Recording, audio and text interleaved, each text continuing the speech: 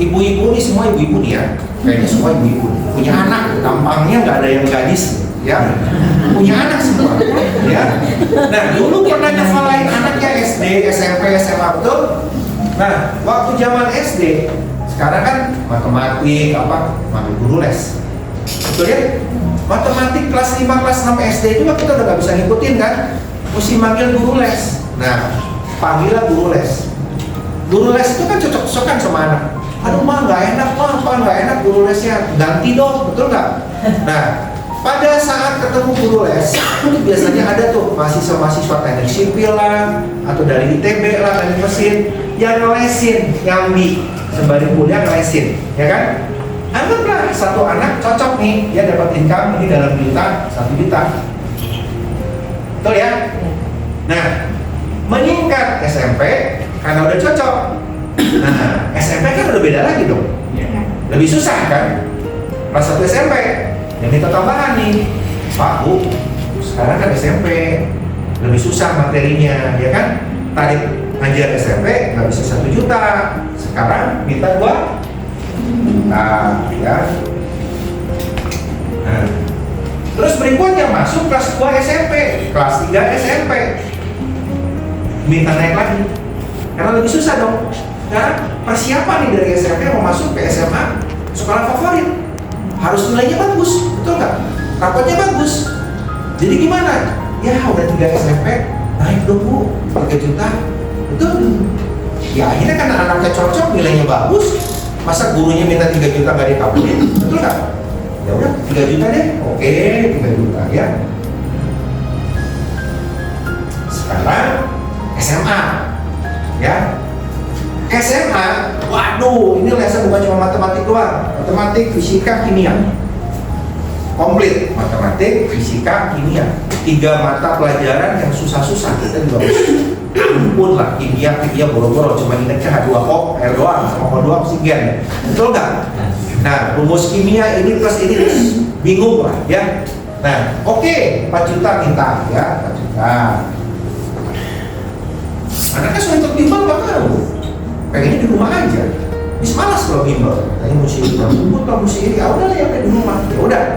Nah sekarang SMA, ajak temennya, ya kan?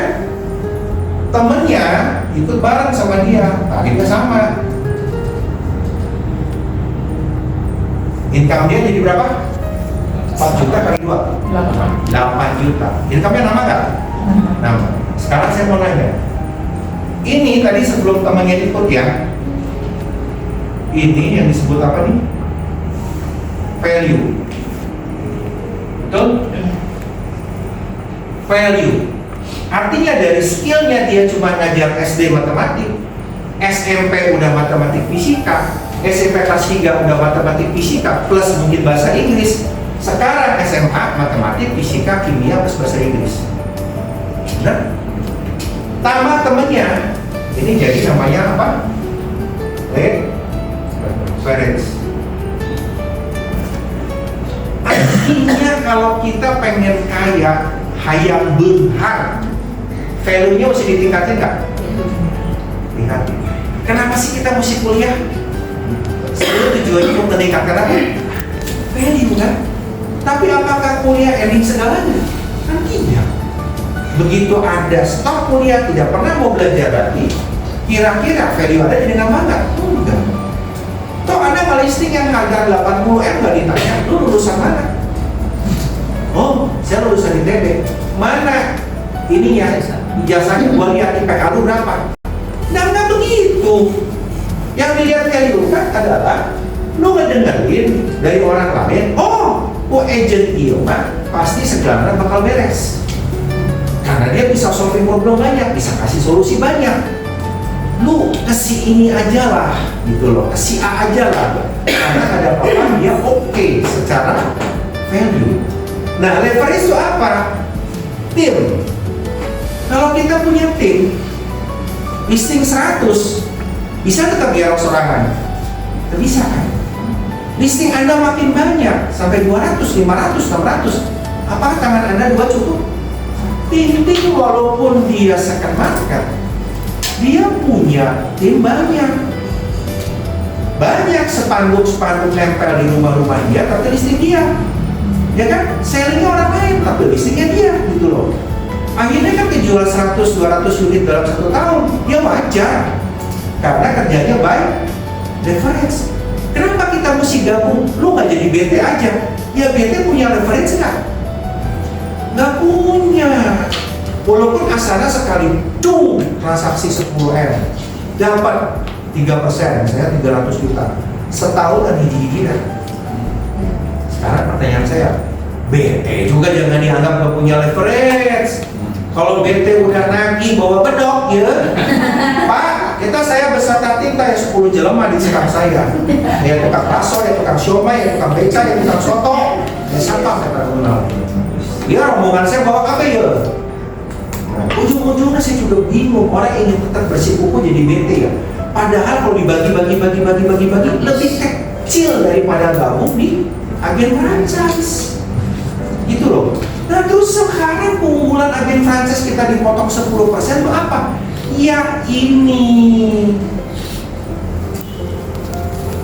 Kalau agen franchise itu sudah teruji, sudah puluhan tahun, lagi saya masih umur istilahnya mas setahun 2 tahun mah agen franchise di Amerika nggak berdiri, betul nggak? Kan agen franchise itu kan dari 1970 loh. Century kayaknya sama-sama mirip deh. Century tahun berapa ya di Amerika ya? Ibaratnya masih disusuin sama kolot sama orang tua. Itu sudah berdiri dan dia punya sistem training yang komprehensif dan terstruktur, betul nggak? Nah, ini loh, yang ini yang kita tidak didapat oleh agen di luar franchise. Itu maksud saya ya. Karena memang kan program trainingnya udah jelas, ya. Untuk bulan ini trainingnya ini. Untuk bulan ini trainingnya ini. Walaupun iya, sekarang tuh lagi musim nih, medsos bikin konten ya.